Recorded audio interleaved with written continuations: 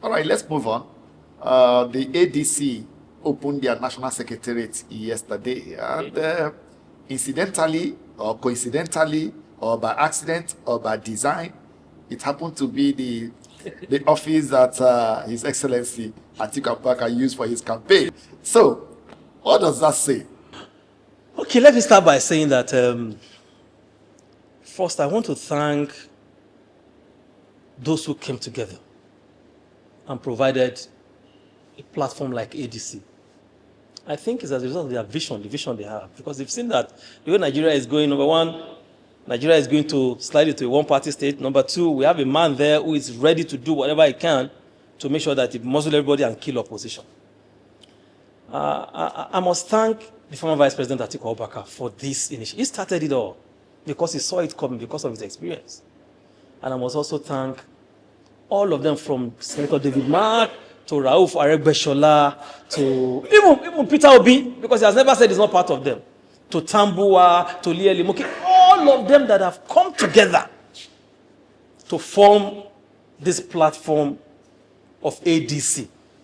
However, it is my prayer that they are able to soldier this through and make this platform truly viable for Nigerians to be able to have the kind of leadership, the kind of governance they truly yearn for.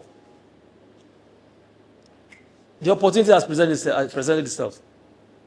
We have seen where PDP is now. PDP is in ruins, it's in crumbles. I feel sad about it. I feel pain about it. But thank God, all hope is not lost. And that's where ADC comes in. Now to your question. I'm going to answer you in two ways. Number one is the fact that that property is not Atiku's property. Atiku used it for his presidential campaign, 2019 and 2023. So the tenancy as of today there belongs to the ADC. But if you now say because Atiku used that place before, now ADC is using the place, does that mean ADC has already, does it mean that the presidential ticket of ADC is going to Atiku? No, it's not true. Let me tell you one thing. I've sat with some of the leaders of ADC, and in action, in character, in words, I have seen that they are ready to conduct the most transparent primaries at all levels, including the presidential level. They don't have preference for anybody. They just want persons that they will throw up to Nigeria, and Nigerians will accept. Because they want to win. Winnability is a factor. And winnability includes putting forward your best foot. Then the second answer I'm going to say is that when in 1998 PDP was formed, and there was issue of accommodation for PDP, and Atiku brought in 500 million to cater for accommodation and every other sundry expenses, was it because Atiku wanted to be? Did Atiku become was Atiku the candidate of the PDP? So people should forget. People should just leave this pedestal issue and let us face the real issue. ADC is a better alternative for Nigerians, and I'm going to implore Nigerians, if you know you want to run an election, ADC is a place to go. That is the only sane party in the country as we speak now. Not PDP, not APC. Even if you leave PDP and go to APC, there are people there before now. Are you going to displace them and take? Nobody will give you ticket. Forget it. If they promise you, they're going to just go to. Because APC is a party of one man. It's not a party of collective. And that is the remarkable difference between both the AP. Because that's where Wike wanted to take PDP. So that he calls the shot, whatever he says is the final. So ADC remains an alternative for any sane person who wants to run an election in this country, any same person who wants to have a change of leadership, any same person who wants Nigeria to grow democratically, even in governance. I've not made up my mind where I'm going to go, but certainly I'm going to leave PDP. The way you are marketing yes, them, certainly I'm going to leave, because I see them as a, because tell me the alternative now. I want to run in 2027, but PDP is not an option for me. Not even APC, because they will not even accept me. They won't even trust me. So why should I go there? So to those National Assembly members that are still obnobbing, collect the money, but do what is if you want to remain. do. PDP is not an option. APC is not an option for you. ADC is. Let's look at the man Atiku before we come to ADC's chances. The man Atiku talks less, like you rightly observed, but very strategic. And despite talking less, a lot of people still have these fears about him. If we use the PDP, for instance, he has left the PDP. They say it was the problem of the party. He left the PDP. They are still divided. They are still fighting. They've not been able to resolve. Even as he has left, they are still calling that he's part of their problem. Who is the man, Atiku Abubakar? Let me quickly answer you this way. I'm going to talk about him. There's no, even human beings are divided into three: the body, the soul, and the spirit. There's no organization that does not have a soul. Nigeria has a soul. And there are people that are the soul of the country. Atiku was one of the few souls of PDP. When Obasanjo was the president, he was the main soul of that party. And the day Obasanjo left and tore the membership card of the PDP, half of the soul of PDP left with him. And PDP has not been able to get it right till today. The day Atiku finally resigned from PDP, I told them, I said, the second part of the soul had left. I don't know how true is this. Somebody told me something, a statement credited to Governor Bala Mohammed. He said, he told his colleagues, he said there was a meeting they held in Plateau, and he told them that if we allow Atiku to leave, party will not settle. There's going to be a problem with the PDP. And that's exactly what we're seeing now. But they claim, they were saying Atiku was never the problem of the PDP. Atiku built PDP. It was a house he built. So there was no way he could. Those who are saying Atiku was the problem of the PDP has reason for saying it, because they saw him as somebody they cannot push around. And again, the fear of Atiku is the beginning of political wisdom in Nigeria. He talks less. But when he talks, he shakes everywhere. He has demonstrated capacity. He has demonstrated dexterity. And what it takes to say, this is truly a leader. So, for them, they will continue to see Atiku as the problem. Whereas they are the problem. Now that Atiku has left, is Atiku still their problem? That's when I look at Fayoshe, when I look at those people talking, I say, look at this one. Do you think Nigerians are listening to you? The man has stepped aside for you now. So it means that, like the question I ask you, what was the purpose of coming together of these people in the first night, G5 and all the people that are on this part? What was the purpose? What was the end game? No end game. I was with Governor Tabua one day when one of the campaigns, we were in the same hotel room, and he was asking Governor Sheyi Makinde, my president, what is the end game to all of these G5 things people are doing? We are seeing it now. Like I said, hypocrisy brought them together, and I'm so glad that hypocrisy has scattered all of them, and they will never come together. When you break egg, you can never assemble it again. That hypocrisy has brought them to where they are now, and they can never come together. So as far as I know, Atiku remains that political enigma this country, God has given this country. The man with vision, the man with capacity, the man with compassion, the man who believes that, Nigeria cannot continue to be like this and suffer, because he knew what Nigeria did for him. He said, if not for Nigerian government, I wouldn't have had education. And education has brought me to where I am. To whom much is given, much is expected. And he's living that every day. I remember there was an election in this country, a primary election. And some folks went to meet him, that they got an intel that they're going to rig him at that primaries. And he told them, let them rig me by only going to deepen democracy. If it were to be another leader, perhaps he would have armed them with guns, like we saw them do today, and they would have scattered that place. I remember, I went to meet him. I said, sir, they are going to rig you, they are going to do this. Let's get boys. He said, if you do it, I will disown you. Let's deepen democracy. The former chairman of APC, Chief Oyegu, he said a statement to me. He said, if not Atiku, in fact, democracy would have crumbled in this country. Chief Oyegu is alive. So what else do you want this man to do? He came out and said, let us do it this way. He said, no, because of your own selfish interest. So why will anybody now come out and say Atiku is a problem? The issue of zoning we are talking about, has zoning ever been a problem of PDP? Zoning has never been a problem of PDP. Zoning has never been. So why are you now making it an issue? So we have now seen their purpose and intention now that zoning was never an issue. When Wike was shouting and zoning, we told them zoning was never an issue. Now everybody has now seen that. Maybe he said he doesn't want PDP to have candidate. Was that issue of zoning now? If it was very serious and it was very intentional with the PDP, the party that made you who you are, that gave you everything, all of them, those who have benefited from the party are the ones that are killing this party today. From chief of staff, from council chairman to chief of staff to governor to minister. And it is that party you want to kill because of one man you don't know from anywhere, but you felt politics is just like that. I'm sorry for this country. I'm sorry for the future of this country. They've never seen anything. All right. Can you recall any interesting encounter or moment about the man Atiku, whether as vice president or in the PDP? So many. Because on so many occasions, he has come to the rescue of the party. So many, even when he was in government. A lot of things were credited to him in terms of economy.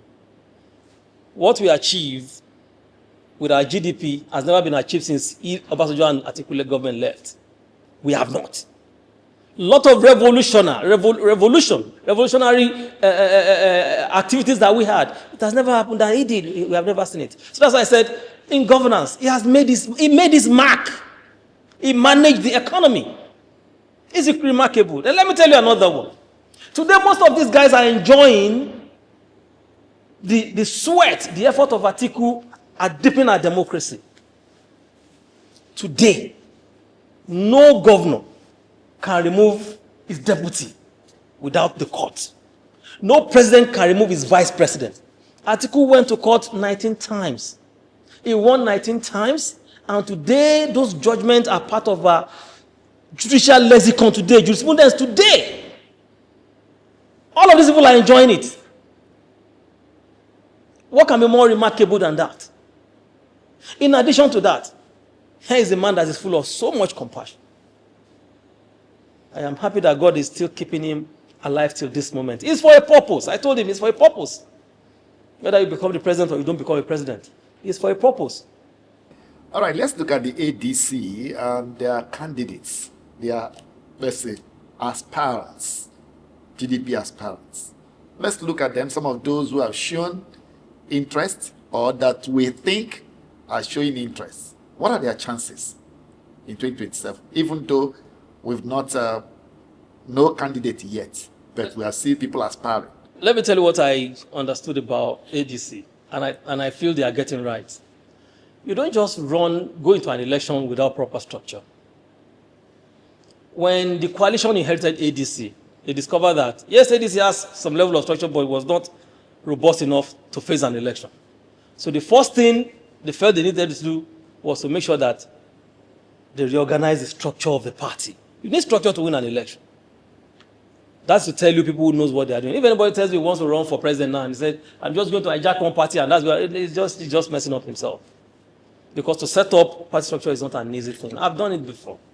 So I know how it is, how tedious it can be. So they have started on a very good footing to making sure that the structures are there across the country. And they've accomplished almost about 85% of it now across the country.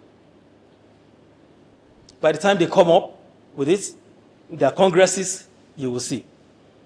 Now, they needed a symbol. They just got an office at National Secretariat where every policy, every action, every directive will be given from. Not from the house of anybody. Because it's a party of the people, for the people. It's not the party of one man that you have to go to his house or you have to go to the villa and get instruction before anybody does anything. That's why I'm just pitying those who want to go and run under APC. Because the man there will just tell you who should run, who should not run. Even if you are qualified, they don't care. Even if you are more qualified, they don't care. As long as they have their own person, that is the person that they will choose. And that's why I said ADC is more of it. Is a party that today you can say has sanity than any other party. Their vision are very clear. They have their vision very clear. And they are pursuing it diligently. Of course, we need to raise funds. By the time they would have their congresses, they do their membership mobilization, you will see. But not many people will tend to agree with you. They seem to be too quiet not many people are seeing them as a very strong opposition. If you fail to plan, you are planning to fail. They are planning and they have to plan. Like, if you want to go into election, you don't just, it's not something haphazard. You have to be sure. You have to know what you are doing. And that's why I mentioned this issue of structure. They have to make sure it's there. You don't expect them to be making noise when they are putting their house together. See, all the stones, all the cutlasses, all the guns, all the bombs, APC has thrown into them. They are still standing. They're doing their thing because those who are running the affairs of the party are well experienced enough. They are strategists. You can't wish away Senator David Mark's experience in politics and governance. You can't. Or is it anybody you want to throw into the ball under the box? No. These are the people that are running the party. Do you think APC is afraid of ADC? Of course, they are afraid of ADC now. They know. They believe the PDP is as in part too. ADC is their problem. APC is not looking at PDP anymore because they have achieved their goals there.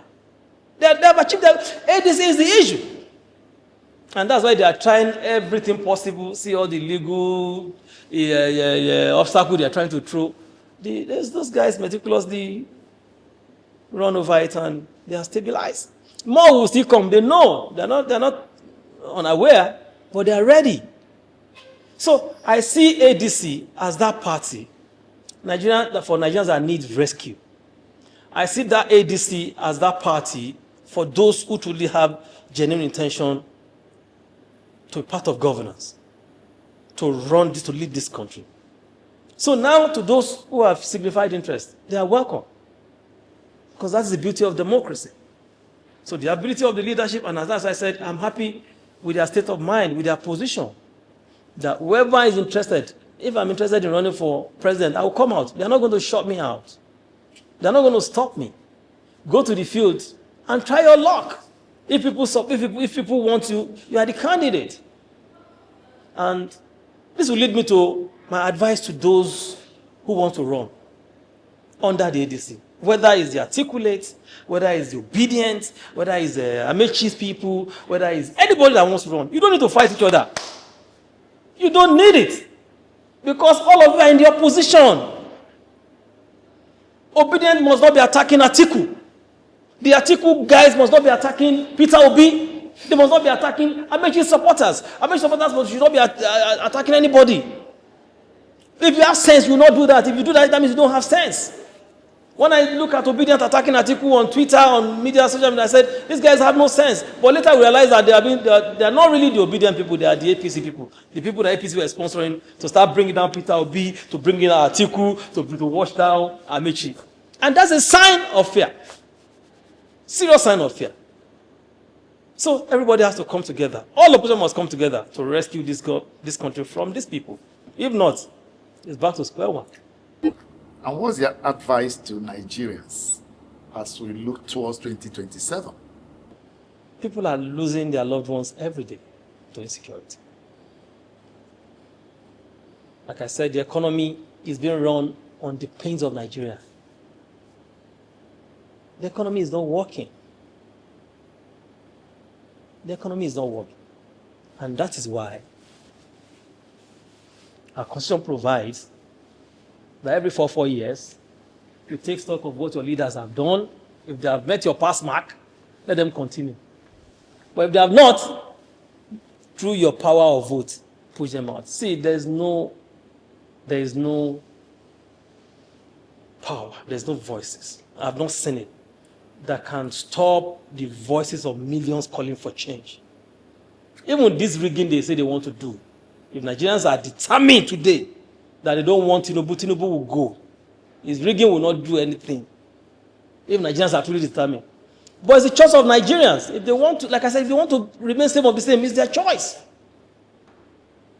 Use your power. Register to vote. Use your power.